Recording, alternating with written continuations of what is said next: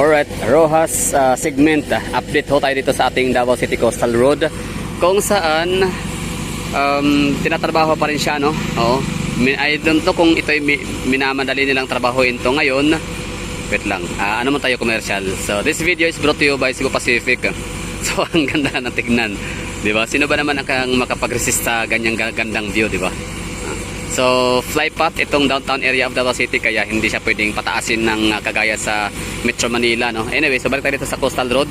Okay, so ano to? Coastal Road junction to, Rojas Avenue segment. Or ito yung magiging rotonda ando na sa unahan.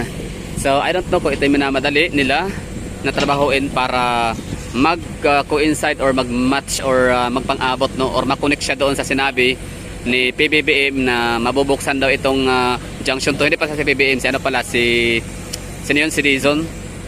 So siya yung nagsabi no na by December 15 ay madadaanan na iyong tulay sa Bukana Bridge, Bukana River Bridge. So ang tanong natin dyan, paano kaya madadaanan yun by December 15 kung ganito pa yung hitsura, no? Pero siyempre kayo nang bahalang sumagot yan ng mga nanonood, baka meron kayong idea, no? Kaya ba itong gawin? 10 days to go na lang, no? Mag December 15 na. So ito kayo magiging madali lang ba to? So ito yung area dito sa may 31D yata, tapos 37D. I don't know if ito yung pinaka boundary yata, if I'm not mistaken. So ito yung Coastal Road, diretso na to sa may Rojas Avenue. So tingnan natin, ha.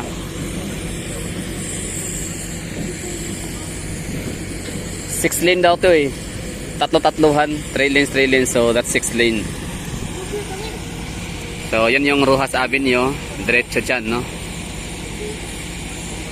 Kasi ano nga siya, rotonda, second rotonda or junction 2. So yun na nga, from junction 1 na 7.5 kilometers dun sa may Bagoa Playa papuntang Tulip Drive, no, sa may Ecoland.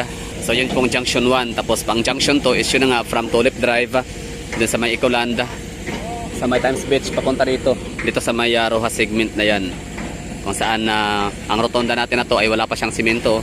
So paano kaya madadaanan yun, no? Saan lalabas, saan tatagos ang mga dumadaan? Siguro pwede siyang daanan, pwede siyang gamitin para sa mga for recreational purpose, no? Yung magja-jogging, walking, ganoon, biking, pwede siguro, no?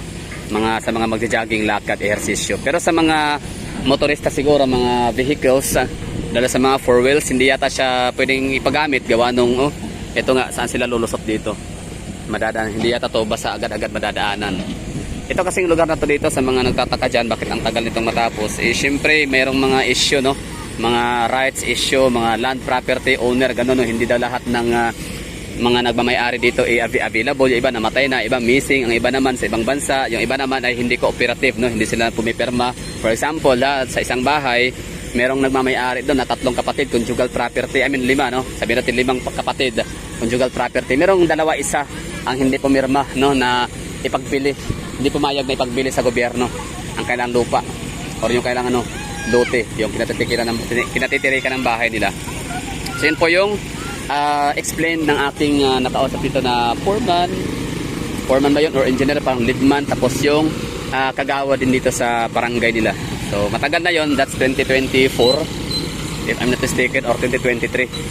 So mula ganun katagal, no, 2023, 2024, pero hanggang ngayon hindi pa rin natapos kasi nga ang daming ang issue sa rights. Tapos yung iba okay naman, for example yung Lion, Red Lion na hotel, magandang establishment, napaka solid na structure, high-end, mahal. So millions ang binayad daw doon. So nung binayaran sila, agad umalis at dinimolish.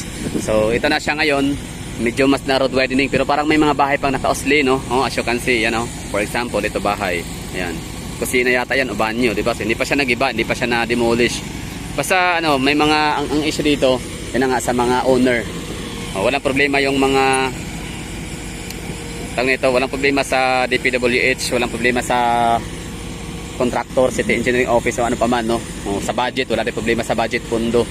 Kasi naman to, Duterte, gawang Duterte kasi, di ba? Pag gawang Duterte, hindi yan pwedeng ma-delay kasi kapag lalo't pag may budget, may pondo na. Tapos walang kickback, of course, walang mga commission, walang mga SOP o patawag dyan, basta walang kurakot.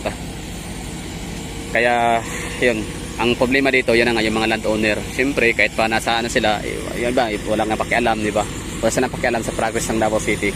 Hindi lahat ay cooperative. Meron talaga mangilan-ngilan na bahala kayo dyan, parang gano'n, no? So ito yung update dito. So tinatrabaho pa rin nila yung mga box culvert dito. I think lahat ay tawag na ito, naibaw na yata.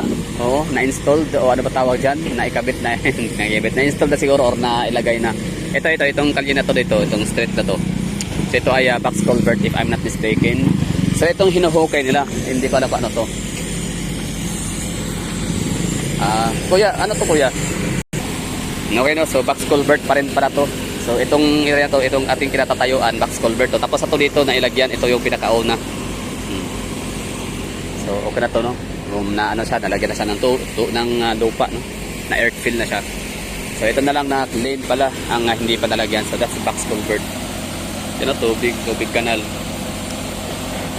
So grabe, no, ganda, no. I mean, ibig sabihin tubig kanal siya pero malinaw. Walang burak. Ay, di may burak sa amoy burak, tubig kanal nga yan. Pero yung mga amoy tae galing sa mga dugyot ng mga residente, walang ganun dito sa Davao, nakakatuwa. Partida, ano pa yan ha? Semi-slum pang area na to dito. Although hindi siya slum, hindi siya informal settlers, hindi rin siya squatter kasi awarded na sa mga awarded na sa mga nakatira ang lupa. Pero kita mo, di panlinis lang. Pero siyempre, balik tayo sa construction.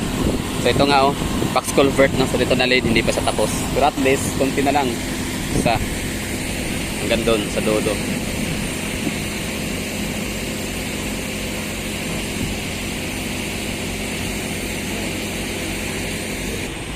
Ayun, so ito yun, tinanong natin si kuya na nagtawag nito, nagsasurvey, yan si kuya. So tinanong ko siya kung yun nga, kinonfirm ko lang yung sinabi ni Dison kahapon na by December 15 madadaanan na yung kalye, I mean yung tulay.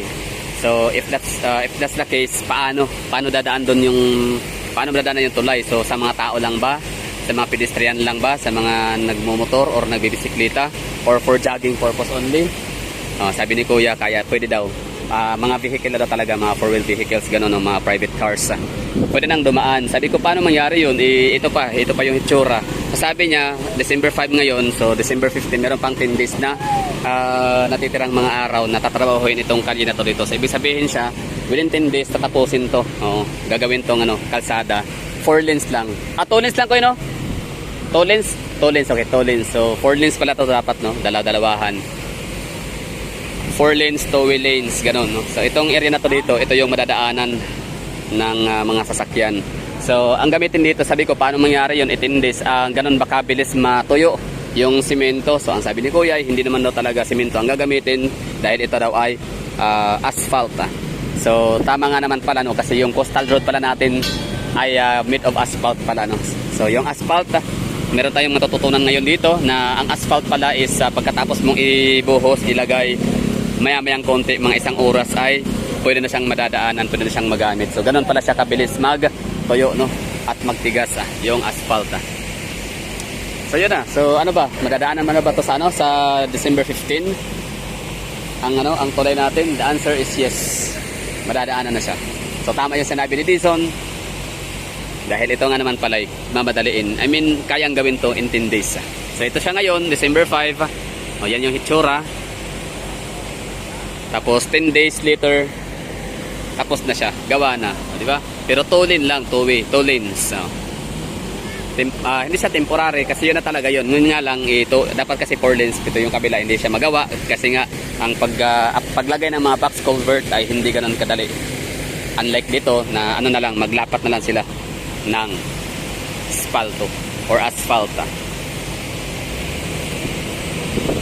And yun naman pala, yun pala ito additional information, no? Ito palang box culvert, yes, mahirap, matagal siyang gawin, pero hindi ganoon sa ating inaakalang ganoon kahirap, no? So ibig sabihin, parang nabanggit ni Kuyang kanina, in general siguro yun, no? Nagsosurvey siya, parang ganyan, no? Ano ba tawag sa mga nagaganyan?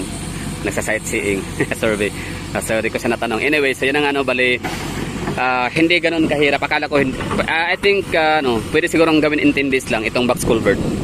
If I'm not mistaken, tapos lapatan ng lupa, ganyan yan sa ibabaw, ito, nilapatan ng lupa, tapos ipa-flat, no? If earthfill or soil embankment, tapos ipa-flat yan, ipa-flatten, patigasin, hanggang sa pinasang lapatan ng asfalto. So ito, madali lang siguro talaga maglagay ng box culvert. Sa problema nga lang ay hindi daw magawa-gawa yun kasi ito may bahay, di ba? Masabi ko na eh. So yan ang hindrance, no? Sa dito na lane, dito na side, sa supposedly papuntang right side na two-way lanes or two lanes. So hindi siya magawa-gawa ganun kadali kasi nga ito nga madadaanan itong bahay at hindi pa siya na-demolish. So I don't know anong problema. So sa mga taga 31D, 37D, let me know in the comment box kung sinong may-ari yung bahay niya, baka kamag-anak niyo, kakilala niyo, kapitbahay niyo dati, nasa bakit daw kaya hindi pa ito na-demolish, bakit kaya hindi ito anong problema, no, anong issue. So yun lang. Pero okay na naman, hindi rin sagutin. Basta yun ang pinaka-update natin dito. Pinaka-main purpose, malaman natin yung update sa lugar sa Davao Coastal Road, junction to Rojas Avenue segment. Kung madadaanan na ba yung tulay talaga, hindi legit ba yun, hindi ba yun scam, hindi ba yun siya paasa by December 15? Yes, the answer is yes, possible na siya. So paano? Ito pa yung hitsura niya, December 5, hindi pa siya tapos. So ang sabi ni mamang engineer nga siguro yan, so sabi niya ay madali lang gawin yan. I mean, kaya daw in 10 days. Kasi asfalto ang ilalagay. So, asfalto, pagkalagay mo ng asfalto, right after ay pwede mo nang madaanan magamit. So, yun. Lahat ng natin, coastal road dito sa Davao City is made of asphalt. So, that would be all. Thank you for watching. Sana nagustuhan nyo yung update ko natin. Of course, I do. Ako sa sarili ko, nagustuhan ko yung nalaman ko ngayon na yun pala. Kaya lang palang gawin ng 10 days. Kasi hindi siya simento, asfalto.